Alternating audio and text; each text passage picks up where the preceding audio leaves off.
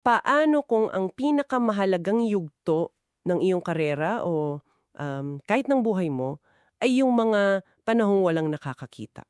Walang pumapalakpak. Oo. At pakiramdam mo ay parang naghihintay ka lang sa wala. Isang tanong na talagang kumukontra sa agos ng mundo natin ngayon. Tumpak. Kasi parang hustle culture na lahat. 'Di ba? At yan yung sisiyasatin natin ngayon. Oo. At para tulungan tayong himayin yan, ang material natin ngayon ay galing sa isang libro. Ang pamagat ay Prepared in Secret Before the Platform What God Requires Before He Entrusts Influence. ni Chris R. Velasquez. At sa paunang salita at introduction pa lang tayo, pero ang laman na, ang central na argument niya. Ito yung pinaka-core. Sinasabi niya na may sunusunod na proseso ang Diyos na nabaliktad sa gusto ng mundo. Oo, hinuhubog daw muna tayo sa lihim. Sa mga panahorong parang walang nangyayari, bago niya tayo pagkatiwalaan ng anumang uri ng impluensya. At yan ang misyon natin dito, di ba? Hindi lang basta i-summarize ang layunin natin, ay talagang suriin ang mga ideya niya. Himayin talaga. Oo, titignan natin bakit may krisis daw sa pamumuno, ngayon ano ba tong huwaran ng Diyos sa paghahanda at At yung pinaka-importante, paano nito maaaring baguhin ang pananaw mo lalo na sa mga waiting seasons ng buhay mo. okay, sige, simulan natin yan. Magsimula tayo sa sinasabi niyang problema. Ayon sa libro, ang lipunan natin at minsan pati raw simbahan ay Nahuhumaling na. oo sa platforms, sa bilis, sa metrics. Parang ang pagiging handa ay nasusukat na lang sa galing mo, sa diploma mo. O sa dami ng followers mo online, parang ganon, di ba? Eksakto. May tinatawag pa nga siyang unspoken logic na sinusunod ng marami. Kung kaya mong kumuha ng atensyon, handa ka ng mamuno. At yan nagiging delikado. Kasi ang epekto niyan ayon sa may akda ay yung paglaki ng agwat Agwat saan? sa pagitan ng ating public effectiveness, yung bang galing natin sa harap ng tao, at ng ating private formation, yung pagkakahubog ng ating panloob na pagkatao. Okay. Nagkakaroon tuloy tayo ng mga leader na sa labas mukhang matagumpay, makintab, pero sa loob marupok pala. Ang tawag sa kanila ng libro, gifted but unformed. Gifted but unformed. Parang pamilyar yan. Nakikita natin yan sa lahat ng industry eh. Sa business, sa politika. Kahit sa entertainment, Oo. Yung mga biglang sikat na CEO or artista na pagkalipas ng ilang taon, bigla na lang babagsak dahil sa isang skandalo o burnout. eksakto. Kasi sila yung tipo ng taan na madaling mapagod, madaling matukso na gumawa ng shortcuts. At sa uli, bumabagsak talaga. May linya sa libro na tumatak, di ba? Oo, may isang linya doon na talagang, napakabigat. Sabi roon, at isasaling ko, ang abilidad na walang pangkahubog ay hindi nananatiling neutral. Pinapalaki nito ang ego at ginagawang marupok ang kaluluwa. Wow. Sa madaling salita, ang talento na hindi nakaangkla sa matibay na karakter ay hindi lang basta talento. Nagiging lason. Nagiging laso nito sa sarili mo. Napakabigat nun. Kung ganyan pala kapanganib yung kultura ng pagmamadali, ano ngayon yung alternatibo? Kasi kung hindi bilis at galing ang sukatan, edi ano? At dito napapasok yung pinakasentral na argumento ng libro. May sinusunod daw na huwaran o pattern ang Diyos. At ito yung tinatawag na Formation before function, abhubog mo na bago ang pagganap. At hindi to bagong konsepto, di ba? hindi. Actually, sinusuportahan to ng libro gamit ang napakaraming halimbawa mula sa Biblia. Napakarami. Si Jesus, 30 taon ng tahimik na buhay. Karpintero lang, bago yung 3 taon lang ng pampublikong ministeryo. Grabe yung ratio, no? Tapos si Moses, 40 taon sa disyerto, nag-aalaga lang ng tupa, bago niya hinarap yung pinakamakapangyarihang pinuno sa mundo. O si David, pinihira na bilang hari pero bumalik pa sa pagpapastol. Nagtago pa ng maraming taon sa mga kuweba bago tuluyang umupo sa trono. At ang pattern na ito, hindi lang to para sa mga spiritual leaders. I think yun yung punto na madaling ma-miss. Paano yon? Isipin mo, ang isang Olympic athlete, Ang nakikita lang natin yung 3 minuto ng performance niya. Oo, yung sa grand stage. Pero ang hindi natin nakikita yung 10 taon ng 4 a.m. na training. Yung diet na walang tumitingin. Yung paulit-ulit na ensayo hanggang sa halos masuka na siya sa pagod. Yun yung secret place. Ang Oo. prinsipyo ay universal. Ganon din sa isang premyadong chef, sa isang musikero, sa isang surgeon. Ang kahusayan sa entablado ay produkto ng libu-ibong oras ng paghahanda sa likod ng kurtina. Magandang connection yan. So ano ang nangyayari doon sa mga taon na yan? Yung mga panahon ng pagiging lingid o nasa secret place? Ano yung teolohiya sa likod nito? Tinatawag ito ng libro na Theology of Hiddenness.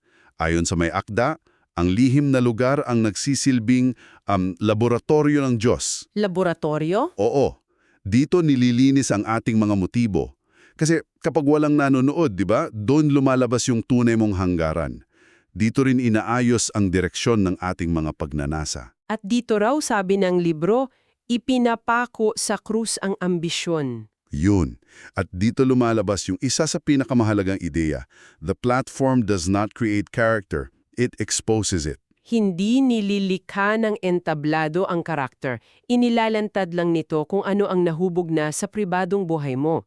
Ang bigat noon. Sobra. Pero, to play devil's advocate, di ba pwedeng gamitin din ang platform para hubugin ang karakter? Yung pressure, yung public accountability, di ba yan pwedeng pilitin ng isang tao na mag-improve, mag-mature on the job? That's a great question. At siguro to some extent may katotohanan diyan. Pero ang argument ng libro ay yung pundasyon. Okay, pundasyon. Pwedeng mag-improve ang isang tao sa ilalim ng pressure, pero kung ang pundasyon niya ay buhangin, kung ang motibo niya ay mali, kung malaki yung ego niya, ang pressure hindi magpapatibay. Magigiba. Magigiba? Parang bahay na maganda ang pintura, pero mahina ang pundasyon.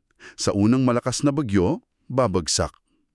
Ang secret place ang naglalatag ng bakal at semento bago pa man itayo yung pader at bubong.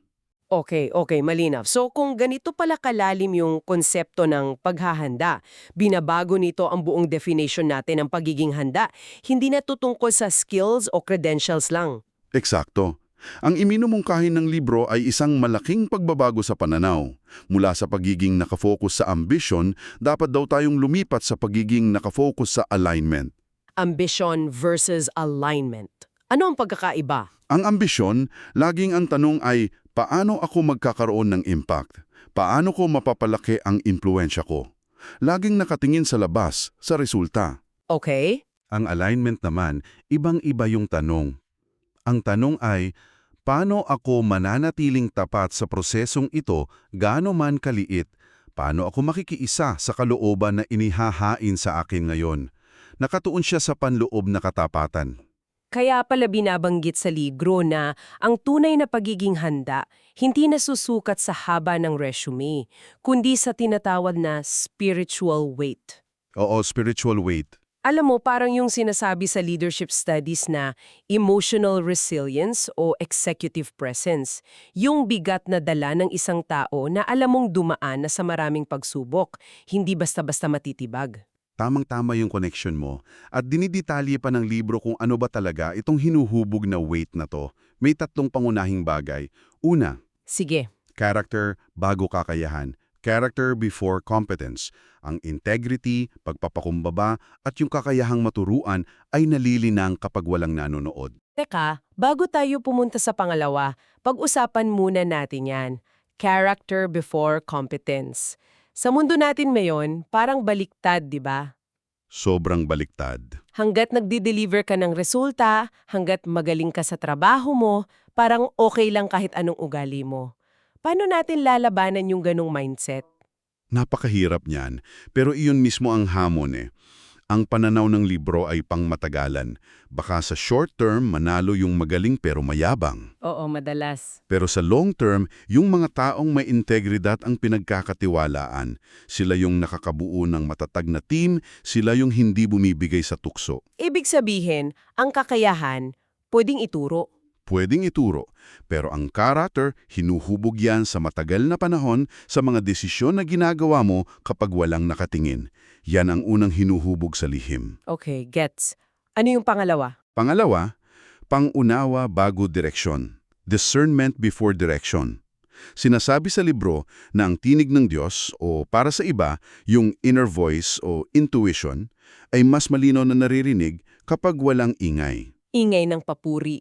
o kritisismo mula sa paligid. Ang mga panahon ng katahimikan at pag-iisa ay parang pagsasanay sa ating pandinig para matukoy kung alin ang tunay na direksyon at alin ang ingay lang. At yung pangatlo, na para sa akin ay pinakamahalaga sa lahat. Ito, yung pangatlo, tatag bago paglago. Endurance before expansion. Galing sa Luke 16:10. Oo, kung sinong tapat sa maliliit na bagay, ay pagkakatiwalaan ng malalaking bagay. Ang katapatan mo sa mga maliliit at hindi nakikitang gawain ngayon, yung pagiging tapat mo sa trabaho na walang nakakakita, yung pag-aaral mo kahit walang pumupuri, Yan mismo ang nagpapalakas sa'yo. yan mismo ang naghahanda sa iyo para sa mas malalaking responsibilidad. Hindi ito tungkol sa pag-akyat sa hagdan, kundi sa pagpapalalim ng ugat para di ka matumba kapag lumakas yung hangin. Okay, klaro na yung pattern, yung prinsipyo, pero habang pinapakinggan kita, ang nasa isip ko, so what? Maganda yung teorya, pero paano to nakakaapekto sa akin ngayon? Lalo na kung nasa punto ako ng buhay ko na pakiramdam ko ay stalled ako o napag-iiwanan na. At dyan talaga tumatama ang mensahe ng libro. Para sa iyo na nakakaramdam niyan, ang sinasabi ng libro ay ito. Ang mga panahong yan ay hindi pagkaantala, hindi yan delay. Kundi, Ang mga yon ay sagradong pagsasanay, isang sacred training ground. Hindi ito nasasayang na panahon, kundi sacred preparation. sacred preparation. Oo, bawat araw ng paghihintay, kung gagamitin ng tama, ay nagdadagsag ng spiritual weight or emotional resilience sa kaluluwa mo. Yung promotion na hindi mo nakuha, yung proyekto na hindi natuloy, posibleng hindi ang pagtanggi, Kundi paghahanda. paghahanda. I get the principle, pero hindi ba yan pwedeng maging excuse para sa stagnation? Para sa pagiging tamad? Oo. Paano mo malalaman ang pagkakaiba ng sacred preparation sa simpleng takot lang na sumubok ng mas malaking bagay? Yung tinatawag na playing it safe. Isang napakahalagang tanong yan. At ang sagot, ayon sa diwa ng libro, ay nasa motibo at aksyon. Ang playing it safe ay passive. Naghihintay ka lang, takot kang gumalaw. Okay? Ang sacred preparation sa kabilang banda ay napaka-aktibo. Hindi ka man umaakyat sa hagdan ng korporasyon, pero aktibo kang nagpapalalim.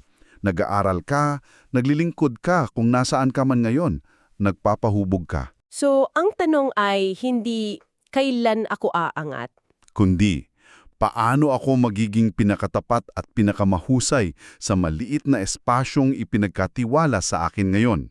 Ang pagkakaiba ay nasa katapatan sa kasalukuyan. So, ang tunay na layunin pala ay hindi ang maghanggad ng impluensya o ng platform. Eksakto. Ang layunin ay ang maging uri ng tao na mapagkakatiwala ng Diyos ng impluensya. Kasi kung ang pundasyon mo ay yung pagkatao na nahubog sa lihim, protektado ka. Protektado laban sa burnout at pagbagsak. Oo. Bakit? Dahil ang seguridad mo ay wala sa nagagawa mo o sa posisyon mo, wala sa function. Nasa kung sino ka. Nasa formation. Tama.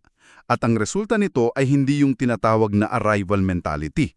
Yung pakiramdam na eto na, narating ko na.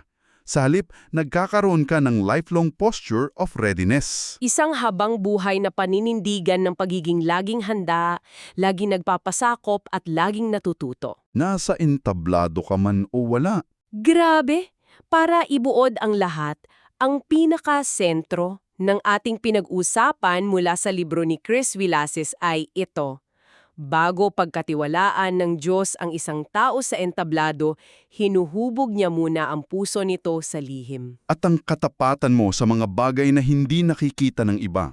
Ang siyang nagiging pundasyon ng isang pangmatagalan at tunay na makabuluhang impluensa. Isang pagbabalik kumbaga sa isang mas mabagal, mas malalim at mas matatag na paraan ng paglalakbay sa buhay. At isang paanyaya na yakapin ang mga tahimik na yugto sa halip na kamuhiin ang mga ito. At para sa iyong nakikinig, gusto naming iwan sa iyo ang isang pangwakas na kaisipan para pagnilayan mo. Sinasabi ng libro na mas mahalaga sa Diyos kung sino ka nagiging kesa sa kung ano ang iyong ginagawa. Sa isang mundong laging nagtatanong kung anong susunod, paano kung ang pinakamahalagang tanong na maaari mong itanong sa iyong sarili na yon ay, ano ang hinuhubog ng Diyos sa akin ngayon, dito mismo sa kasalukuyang tahimik na yugto ng buhay ko?